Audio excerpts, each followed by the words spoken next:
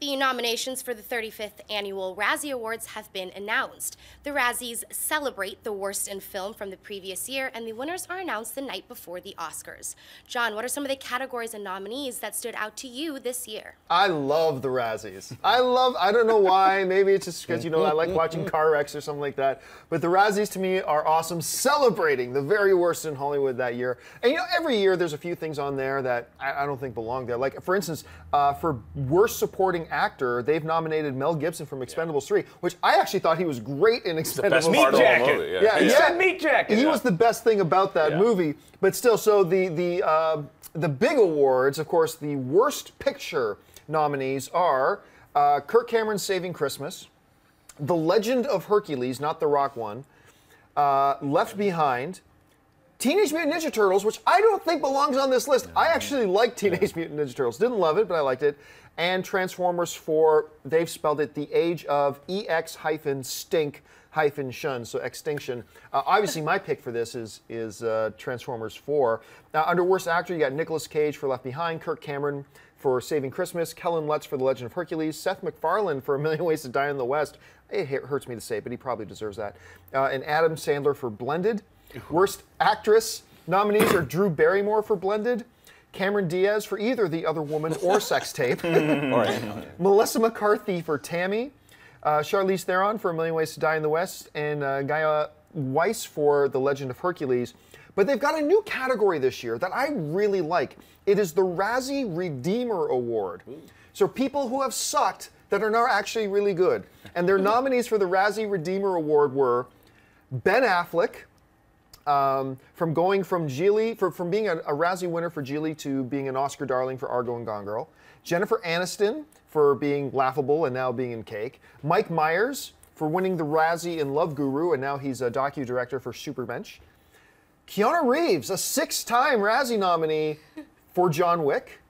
And Kristen Stewart for her work in Camp Extra. I like this category. Yeah, so let's actually start with that one and ask you guys. If you were to award the Redeemer Award out of this bunch, Ben Affleck, Jennifer Aniston, Mike Myers, Keanu Reeves, Kristen Stewart, Schnepp, we'll start with you. Who would you hand the Redeemer Award to?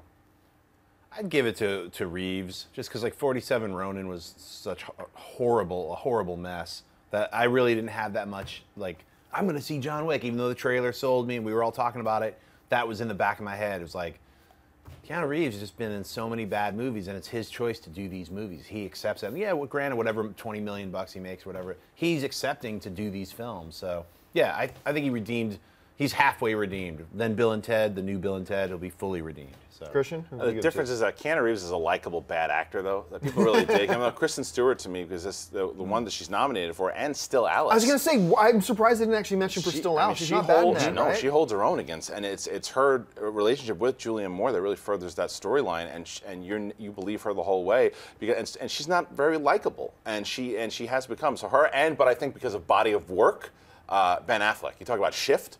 You had all the stinkers in the past, and now he is the most respected dude. So body of work. It's almost like when Denzel won for Training Day, right? And he should have won for Hurricane. So Ben Affleck. A body of work is also Jennifer Aniston, though. So I think it's either Aniston or Ben Affleck. I mean, you look at Aniston was, a 4-time Razzie nominee, and now she's in Cake, and she has this great performance. So I think either her or Affleck, because you look at Affleck, too, where he came from. And, again, we remind people of this. Not only was he great in Gone Girl, but also this dude's playing Batman.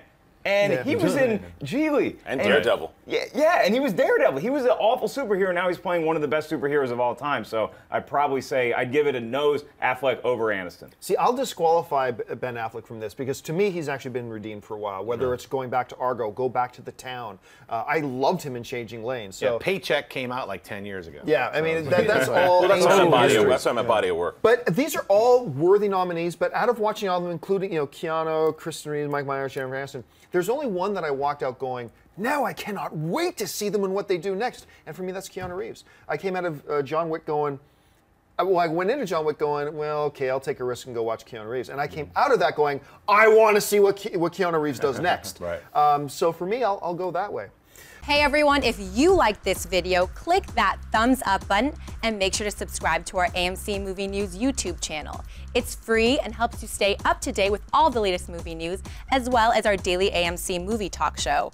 Also, make sure that you follow us on Facebook and Twitter to stay up to date with all of our special promotions, contests, and prize giveaways.